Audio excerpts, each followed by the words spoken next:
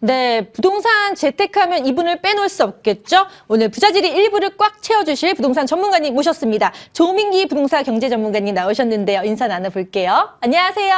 네, 안녕하세요. 반갑습니다. 아니, 저번 주 첫 방송에서 또 어마어마한 반응을 보였다는 얘기를 들었거든요.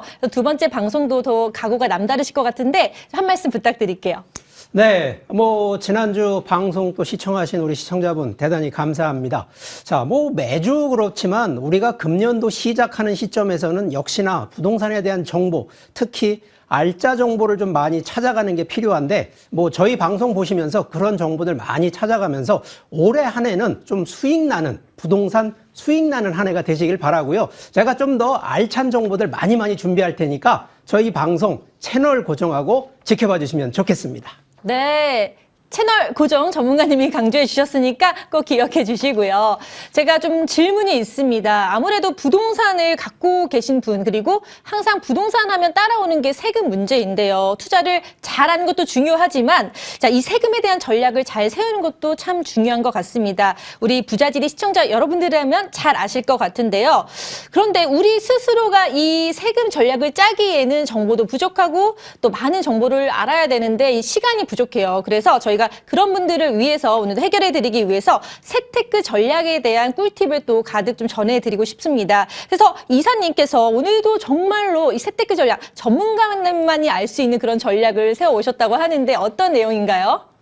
네, 실제 부동산 투자라고 생각을 하시면 대부분 다 수익 창출에만 목적을 두고 하시는 분들이 대부분이거든요. 자, 그런데 부동산이라고 하는 부분은요, 기본적으로 투자 수익만 창출하는 것이 아니라 관리와 유지를 통해서 그만큼 나가는 비용에 대한 부분도 얼만큼 절감하느냐, 이게 중요합니다. 근데 현재까지 이 우리나라에서 이 비용이 좀 지출되는 것 중에 가장 큰 포션이 바로 세금입니다.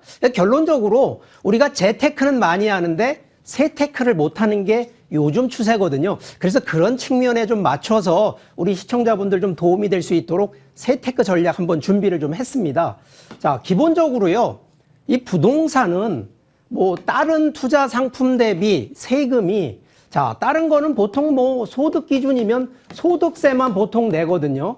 자, 그런데 부동산은 취득하는 취득 시점에서 취득세, 보유하면서 재산세나 종합부동산세, 또 임대를 하면 또 임대소득세, 또 매도를 하면 양도소득세, 그리고 또 이전, 예를 들어서 증여라든가 또 아무래도 소유자분이 사망했을 때에는 또 상속세. 자, 이게 지금 이런 내용을 한번 보면 보통 한 7개에서 8개 정도를 세금 항목이 나오는데, 자, 그렇다고 해서 우리가 세테크를 모든 총 7, 8개에 대한 부동산 세금을 전체를 다 세테크하는 게 아니고요.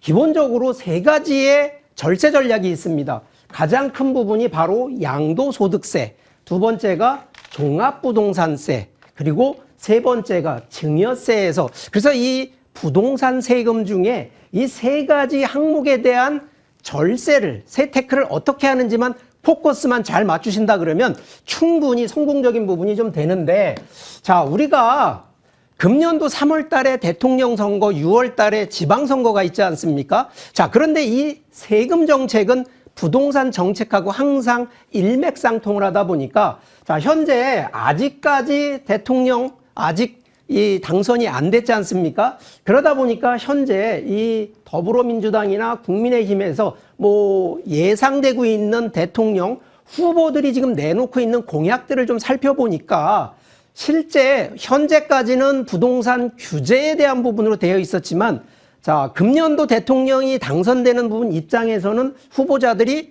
완화 정책을 좀 하겠다. 그래서 가장 지금 먼저 좀 완화된 것이 뭐냐? 자, 1주택에 대한 부분을 과세 기준, 자, 종합부동산세 과거 기준에서는 보통 2주택 이상이면 6억 원, 1주택은 9억 원이 됐었는데, 자, 9억 원을 11억 원까지 더 늘려줬고요. 양도소득세에서는 12억 원까지. 그러면 이 얘기는 1주택 갖고 있는 분이 비과세를 받으려면 과거에는 9억 원까지만 비과세를 받았는데, 자, 지금은 11억 원, 12억 원까지도 좀 더 완화가 돼 있다라는 측면이고, 여기에 지금 현재 다주택자분들에 대한 양도세, 한시적 감면이라는 항목을 좀 더 들어가 있는 부분이 있는데, 자, 이 부분도 지금은 후보 공약으로만 나와 있지 아직은 확정된 건 아니어서 충분히 요번 3월 달 넘어서 이런 부분도 한번 주시 한번 하시라는 얘기 좀 드리고요. 자, 그러면 우리가 양도소득세, 우리가 항상 매매를 할 때 양도 차익이라고 하는 부분에 대해서 소득세를 이 정부에서 세금을 걷는데, 자, 기본적으로 그러면 양도소득세에 대한 항목으로 어떻게 절세를 할 것이냐. 자, 아까 정부에서 내줬던 1세대, 1주택에 대한 비과세 기준이라 그러면 아시겠지만 가능하면 1주택 가지고 비과세 받는 게 가장 큰 절세라는 거는 당연히 아실 거라는 거고요.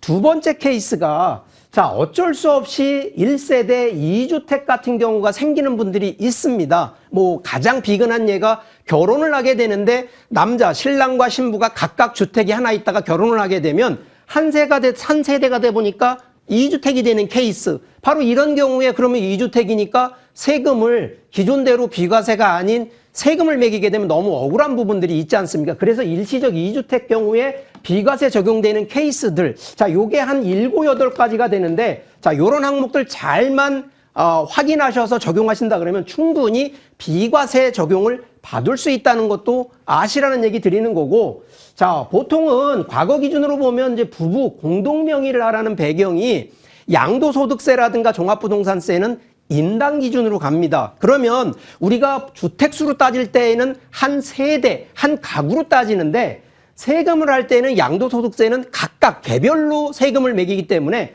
자, 그렇다 그러면 아까 12억이 비과세 기준이라고 생각을 했을 때 보통 한 15억 정도 되는 매매가가 된다 그러면 충분히 그러면 3억에 대한 비과세를 받고도 3억에 대한 세금을 내게 되는데, 자, 이런 경우에 그럼 어떻게 하느냐? 부부가 공동 명의로 하면 인당으로 나눠지기 때문에 인당으로 빠지게 되면 15억에 대한 추가 이 내는 세금이 그만큼 절세가 된다라는 항목도 되고요. 보통 요즘 뭐 꼬마 빌딩 해가지고 상가주택으로 들어가는 분들이 많은데 이런 부분도 과연 주택을 주택수로 포함되는 것이 아니라 이런 부분들은 근린 생활로 약간 상업용으로 변경을 해서 하신다 그러면 주택수의 규제에서도 충분히 벗어나는, 그래서 양도소득세의 중과세라든가 이런 부분을 좀 면할 수 있는 방법도 있고요.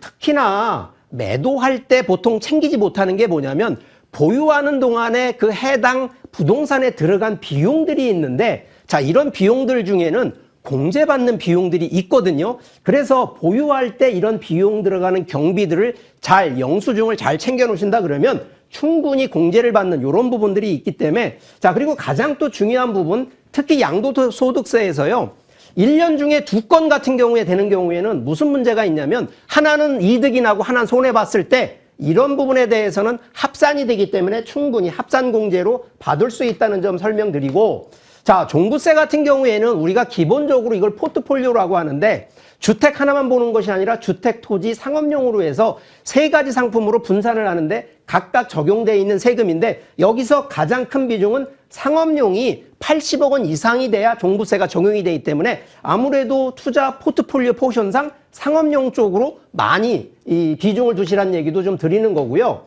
자, 마지막으로 증여세 전략은 여러 가지 항목 중에 일단 증여는 빠를수록 좋고요. 가능하면 현재보단 미래가치하는 이런 측면으로 보신다 그러면 증여세에 대해서 혹시라도 가족 간에 증여하실 때 특히 거래 유의사항들 이런 부분 잘못하시면 국세청에서 또 확인돼서 증여세에 대한 탈루로 적용이 되기 때문에 이런 부분만 잘 확인하셔서 이 세금 절세를 하신다 그러면 충분히 투자 수익보다는 절세하는 비용을 상당히 많이 아끼실 수 있다는 점 다시 한번 강조드리겠습니다.